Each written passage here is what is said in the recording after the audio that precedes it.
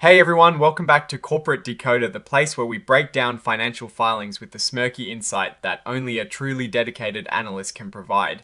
Today we are diving deep into the latest annual report from Conestoga Funds, and let me tell you there are some interesting movements under the hood. Before we dive in, if you appreciate getting straight, unbiased insights from corporate documents, make sure you are subscribed to the channel and also join our Discord community, linked in the description below for even more unfiltered financial talk. So what is Conestoga Funds all about? Well, this filing is essentially a shareholder report showing us how their investment funds performed over the last fiscal year, which ended on the 30th of September 2025. Think of it like a report card for their investment strategies. We are going to look at how their different funds performed, how much things cost investors, and what exactly they were invested in. Let's kick things off with the Conestoga Small Cap Fund institutional class. Now, the first thing they throw at you is the cost of investing. For a hypothetical $10,000 investment, the costs for this particular share class were $87, which works out to 0.90%. Not too bad, all things considered, but we will see how the returns stack up. Now, for the big picture of performance, the report paints a pretty volatile market picture for the past year. It talks about post-election optimism, policy uncertainty, and then a big market drop in early 2025 triggered by new tariffs. After that, we see a rally as economic data improved, but here is the kicker: small cap stocks as a group continued to lag, not keeping up with the big guys.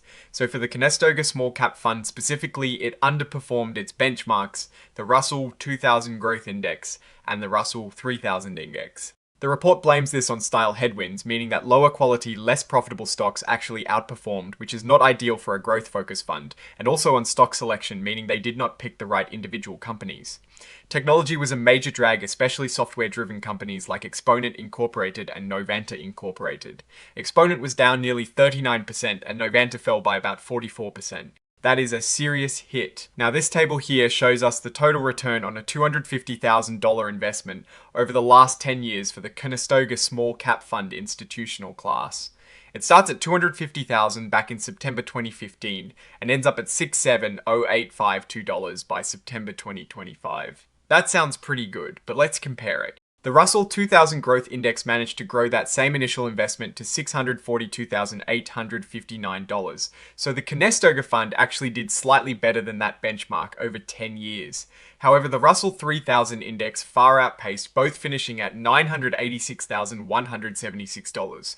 So while it did okay against one benchmark, it really fell behind the broader market. Looking at the average annual returns tells a similar story. For the last year, the Conestoga Small Cap Fund returned negative 7.63%. Compare that to the Russell 3000 Index, which was up 17.41%, and the Russell 2000 Growth Index, up 13.56%. Over 5 years, the Conestoga Fund returned 4.79% annually, which is decent, but again trails the benchmarks. Over 10 years, though, it shows a 10.37% annual return, which is quite strong. So the strategy seems to perform well over longer terms, but can struggle in volatile shorter periods. As of the 30th of September 2025, the total net assets for the fund were over $3.4 billion. That is a lot of money. Interestingly, the total number of portfolio holdings was only 45.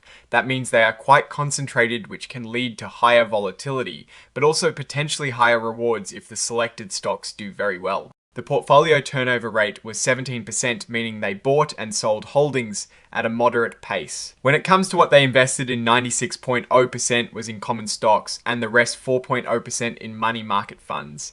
This shows a very bullish stance on equities. Digging into the sectors, industrials made up the largest chunk at 38.8%, followed by technology at 20.0% and healthcare at 12.3%. This breakdown can give us a clue about their investment philosophy. Let's look at their top holdings. Construction Partners Incorporated Class A was the largest at 4.3%, Casilla Waste Systems Incorporated Class A was second at 4.2%, and the Descartes Systems Group Incorporated was third at 4.1%. This gives us a snapshot of where they are placing their biggest bets. Good news for the small cap fund, no material changes occurred during the period, so it is business as usual for them. Now let's check out the Conestoga Small Cap Fund Investors class. The costs here are slightly higher naturally. For that same $10,000 hypothetical investment, the costs were $106 or 1.1. 0%, the performance story is almost identical to the institutional class. For the last 12 months, it returned negative 7.8, 0% lagging behind the benchmarks. Over 5 years, it was 4.58% annually, and over 10 years, it was 10.15% annually. pretty much in line with its institutional counterpart. Moving on to the Conestoga Mid Cap Fund institutional class. For this fund, the cost for a $10,000 investment were $83 or 0.85%. Performance-wise, it also underperformed its benchmarks, the Russell 2500 Growth Index and the Russell 3000 Index. The report again points to style headwinds and stock selection as primary reasons for the shortfall. Technology was the biggest detractor here too. Looking at the 10-year performance table for the Conestoga Mid Cap Fund institutional class, an initial $250,000 grew to $7.